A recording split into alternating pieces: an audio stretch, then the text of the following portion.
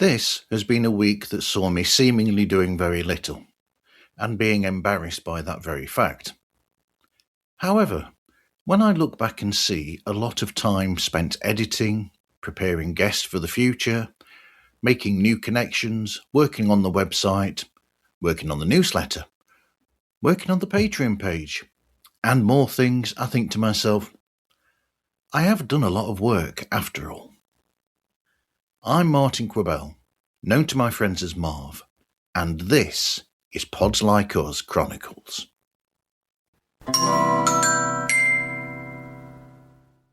Sunday the 14th saw me listening to songs in preparation for recording an episode of When There Was Fab with Ed Chen and starting a cleanup campaign on the laptop that's used to record the shows with. The laptop was incredibly full, just like the Griswold's Christmas tree was full of sap. Not only that, but there were quite a few of those small USB stick drives, just like the ones I'm holding on the camera for the video that people listening to it cannot see, that had data on, all of which needed consolidating. On Sunday, a relatively small 3 terabyte external hard drive showed up. But with my regular lazy Sunday self, I left that until Monday and just researched for the show that was being recorded later on that night. Here is a clip from a future episode with Phil Better, the podcast mogul. You know, new podcasters shouldn't be worried about the technology and, you know, if you're not comfortable with doing video, it's still that most people still listen to podcast, even if it's on YouTube. They will have it on in the background and continue what they're doing, but not watch the video. That's a stat that is true. Yeah, it's. I'm glad you brought that up. It's something that, being in the podcasting world, both on the independent, because I've been independent working out for myself, but also working for agencies. Yeah. And it's something that is constantly pushed by clients because there is that push for it. You know, you have Apple now doing the HGTL or whatever HLS, it's called. Yeah, there you go, the HLS. Then you got Spotify just before pushing their own, closed off garden for video, and you have YouTube, obviously the largest video producer in the world right now, or consumer of videos, pushing this idea that you need to have video for your podcast. Now, I started podcasting back in 2014 when video wasn't even, like, Apple allowed video, but they didn't really tell you how to get Apple video on it back in those days, and it was just pure audio. For me, a podcast is pure audio. If you don't have an RSS feed, you don't have a podcast. You have a TV show, a public access show, if you will. That's what you have. If you're only uploading to YouTube, you just have a TV show. Because for me, YouTube is now the new TV. After joining RSS, I was able to find reviews from across the world.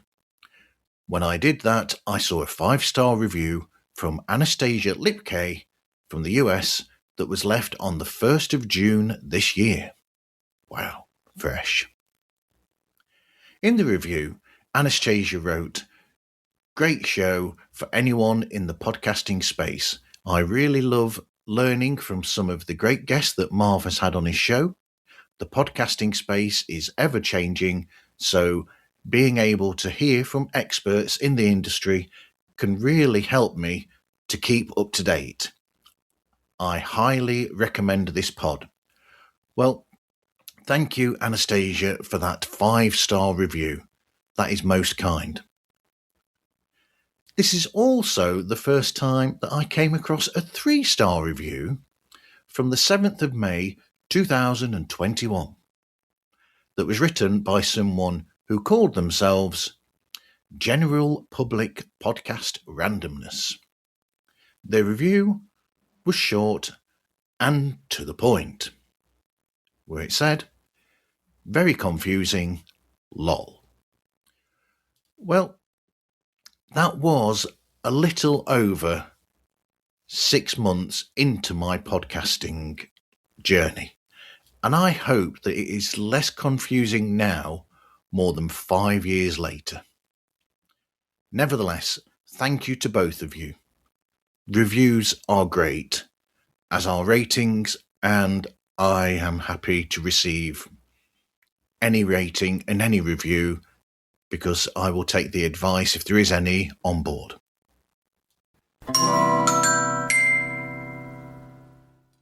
On Monday, I moved on with the data consolidation, plugging in my 4-way USB 2.0 adapter into the USB 3.0 socket of the laptop, allowing for the 3 terabyte hard drive and 3 USB memory sticks to be plugged in.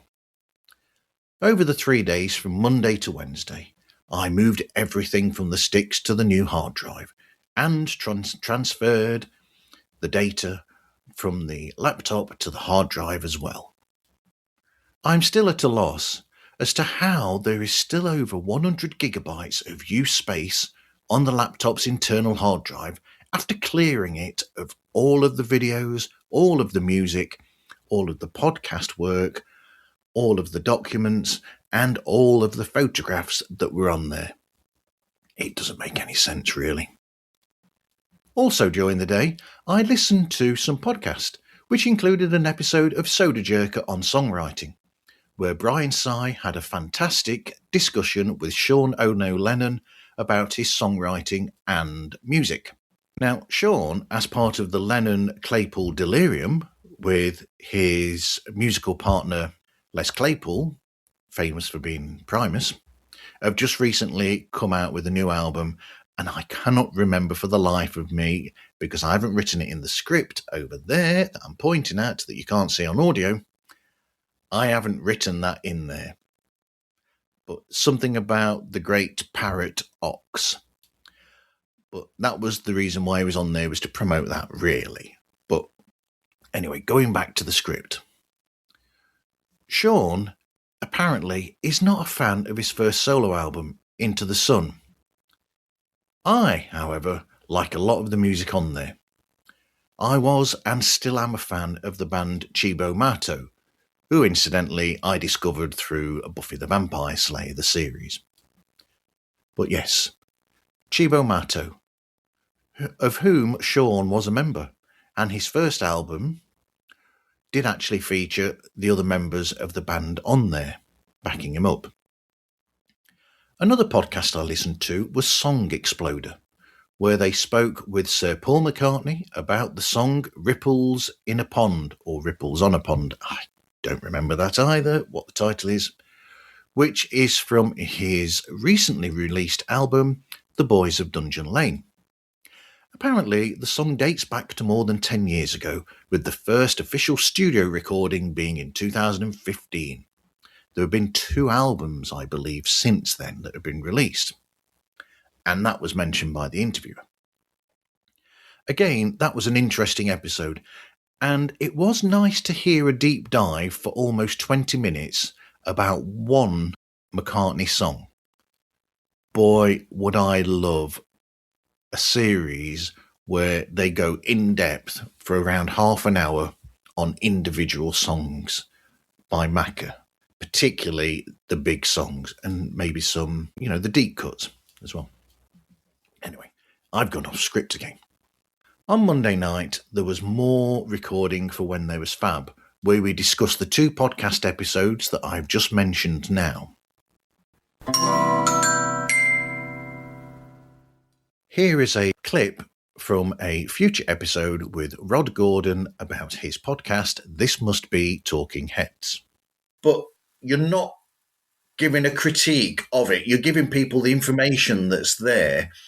And that gets even more interesting when you get to remain in light and it's not just you that's talking about the albums and songs.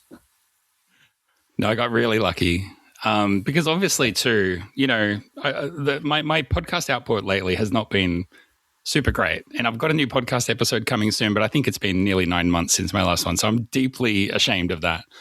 But when I started, I was putting out one episode every month or something like that. And, so I'd only put out a couple, 77, like an introductory one, 77, more songs, Fear of Music.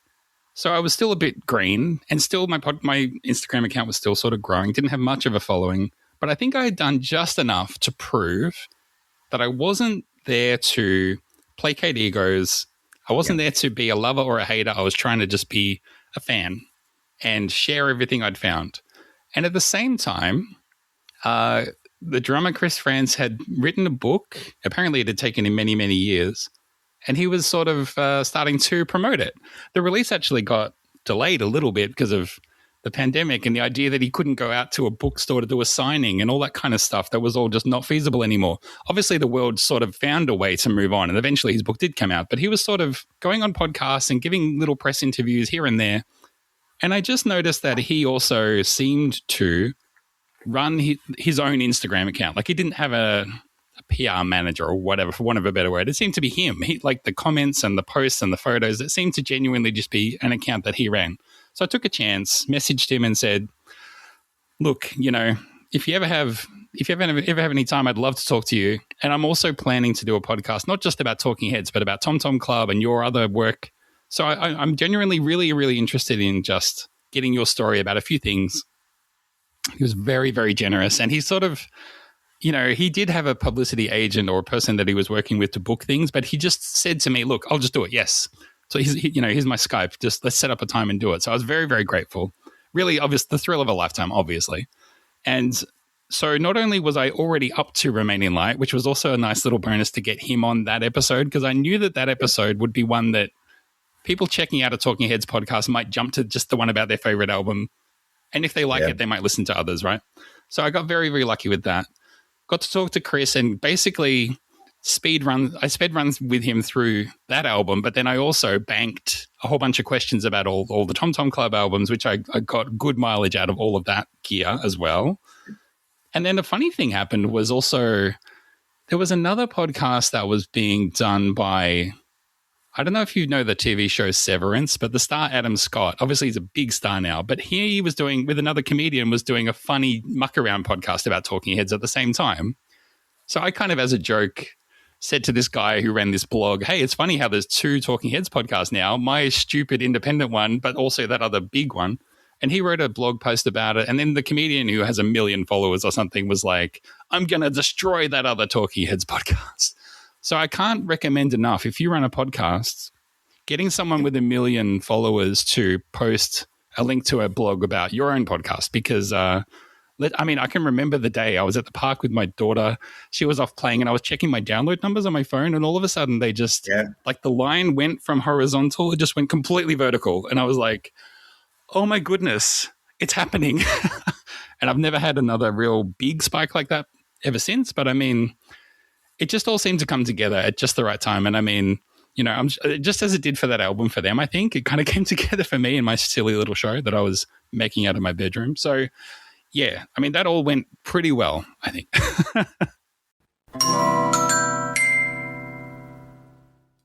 I woke up again ridiculously early on Tuesday morning, at 5 o'clock in the morning, in fact, despite setting the alarm for 7 o'clock.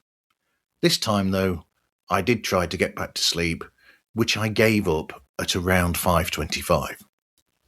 Because, quite frankly, it is boring just lying there thinking, I should be going back to sleep, but I'm not. Of course, I did listen to some more podcasts, but not as many as I used to listen to. I haven't got almost 15 hours of work time in a vehicle to do any listening now to that degree. While doing that, I completed the writing of the Podbites newsletter, which I posted up an abridged version of on Substack for free, and the longer version is always on Patreon. During the day, I did some more podcast editing. There is a lot of editing to be done because I've got the chat with filmmaker Mike Davis to finish off, of which I have been calling Season 10, before getting on to the 7 episodes already recorded for Season 11. As well as that, there are maybe 12 episodes of the podcast Toppermost of the Poppermost to be edited as well. It's a daunting thing to look at the fact that I have 20 episodes to edit, as well as recording and editing these Chronicles episodes on top of that. It is, of course, well worth it, because I enjoy podcasting so much, and that is not sarcasm. I actually do.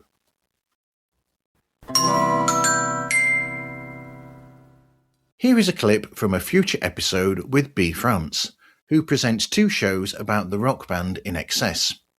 These shows are the superb In Excess Access All Areas and Listen Like Fans.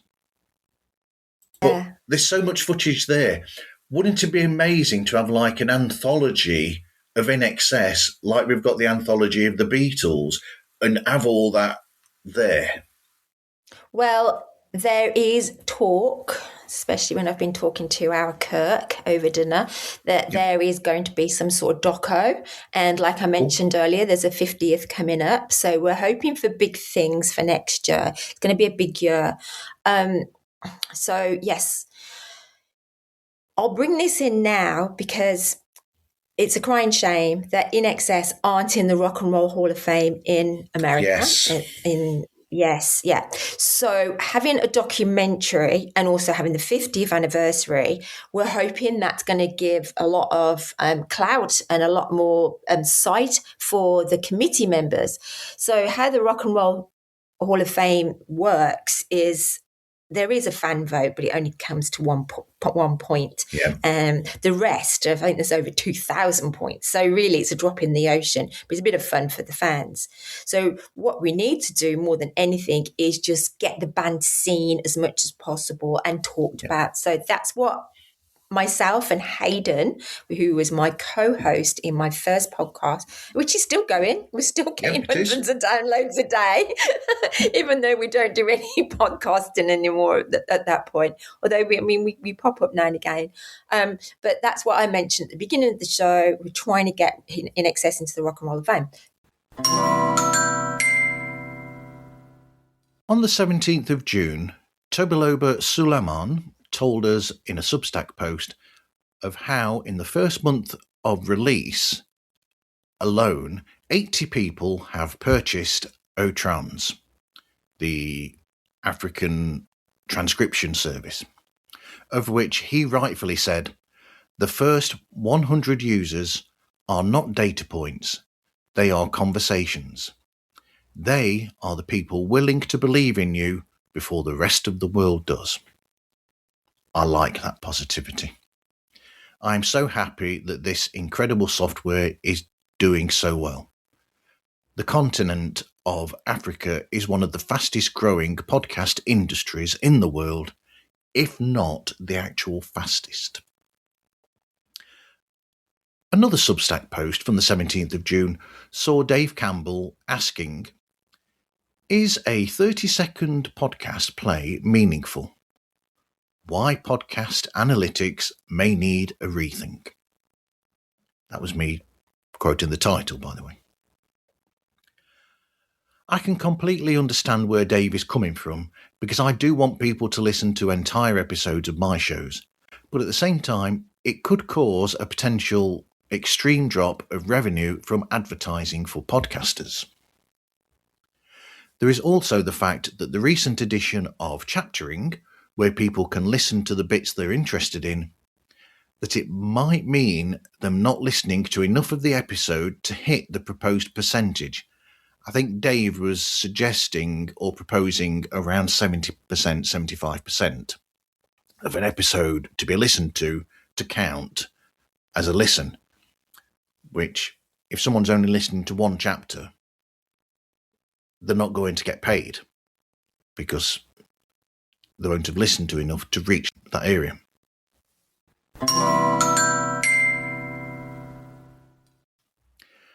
So, despite my worries that there would be virtually nothing to talk about, I actually did have a few things going on this week.